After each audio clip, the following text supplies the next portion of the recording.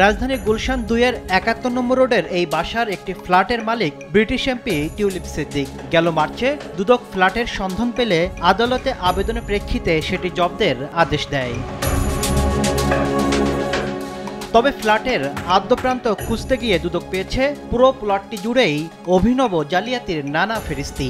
১৯৬৪ সালে পূর্ব পাকিস্তানের সাবেক প্রধান বিচারপতি ইমাম হোসেন চৌধুরীর আবেদনে তৎকালীন ঢাকা ইমপ্রুভমেন্ট ট্রাস্ট তাকে প্রায় ২ বিঘা জমি ৯৯ বছরের জন্য হস্তান্তর না করার সত্ত্বে বরাদ্দ দেয়। কিন্তু ১৯৭৪ সাল থেকে ২ হাত ঘুরে সেই সম্পত্তি চলে যায় ইস্টার্ন হাউজিংয়ের সাবেক চেয়ারম্যান জহুরুল ইসলামের কাছে।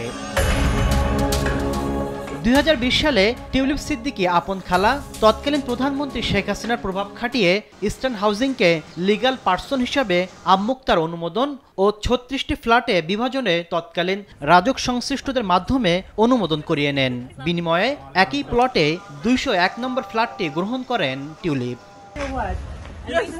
মাঠের অলরাউন্ডার আমি, আর ঘরের allrounder Tilex. Tilex toilet cleaner, clean মানেই টাইলক্স। এ ঘটনায় টিউলিপ সিদ্দিক সাবেক রাজক কর্মকর্তা সর্দার মোশাররফ হোসেনকে আসামি করে আগামী সপ্তাহে মামলা করতে যাচ্ছে দুদক। আর এই অনিয়মের দায় থাকলেও মারা যাওয়ায় আসামি করার সুযোগ নেই ইস্টার্ন হাউজিংয়ের চেয়ারম্যান জহুরুল ইসলাম ও রাজুকের সাবেক কর্মকর্তা ডক্টর মোহাম্মদ সেলিমকে। আরও একটা মামলা হতে পারে, আপনি জায়গাটা হাতে না নিয়েই অত্যন্ত স্পষ্টভাবে অসৎভাবে আপনি এই জায়গাটাকে হস্তান্তর করেছেন, তাহলে এখানে কিন্তু দ্বিতীয় আরেকটা মামলা আছে, যে মামলাটা আমরা এখনো করিনি। আইনজ্ঞরা বলছেন রাজুকের প্লট বরাদ্দ বাণিজ্যিকভাবে ব্যবহারের কোনো সুযোগ নেই, সংশ্লিষ্ট কোনো বিভাগ এর দায় এড়াতে পারে না। এই যে গভর্নমেন্টের যে পলিসিটা ছিল স্পেসিফিক ইন্ডিভিজুয়াল সমাজের তারা এই জায়গাটা পাবে, সেখান থেকে সরে এসে যেটা বহুতল ভবন, সেখানে বহুতল ভবনের ভিতরে হচ্ছে বহুতল অনেকগুলি ফ্ল্যাট থাকবে, কমার্শিয়াল পারপাস ইউজ করা হবে, ১-২ জন ব্যক্তি এখানে নাম কোনো মূল্য ছাড়া তারা ফ্ল্যাট এনজয় করবে অথবা তাদেরকে আপনার ফ্যাসিলিটি দেওয়া হবে।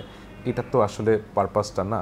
এর আগে দুদক পূর্বাঞ্চলের শেখ পরিবারের ৬০ কাঠার প্লট জালিয়াতির মামলায় হুকুমের আসামি করেছিল টিউলিপ সিদ্দিককে।